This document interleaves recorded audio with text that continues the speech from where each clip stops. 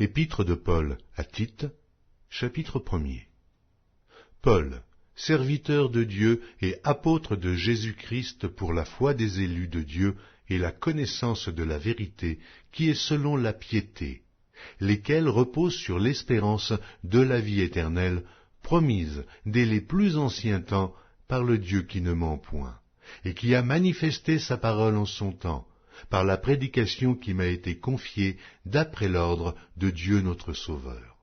À Tite, mon enfant légitime en notre commune foi, que la grâce et la paix te soient données de la part de Dieu le Père et de Jésus-Christ notre Sauveur. Je t'ai laissé en Crète, afin que tu mettes en ordre ce qui reste à régler, et que, selon mes instructions, tu établisses des anciens dans chaque ville.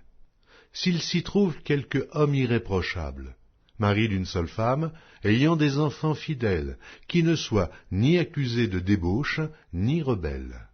Car il faut que l'évêque soit irréprochable, comme économe de Dieu, qu'il ne soit ni arrogant, ni colère, ni abonné au vin, ni violent, ni porté à un gain déshonnête, mais qu'il soit hospitalier, ami des gens de bien, modéré, juste, saint, tempérant, attaché à la vraie parole, telle qu'elle a été enseignée, afin d'être capable d'exhorter selon la saine doctrine et de réfuter les contradicteurs.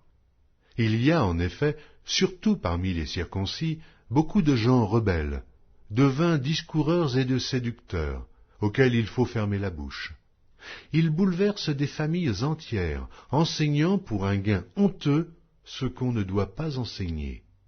L'un d'entre eux, leur propre prophète, a dit « Crée-toi, toujours menteur, méchante bête, ventre paresseux ». Ce témoignage est vrai. C'est pourquoi reprends-les sévèrement, afin qu'ils aient une foi saine, et qu'ils ne s'attachent pas à des fables judaïques et à des commandements d'hommes qui se détournent de la vérité. Tout est pur pour ceux qui sont purs, mais rien n'est pur pour ceux qui sont souillés et incrédules. Leur intelligence et leur conscience sont souillées.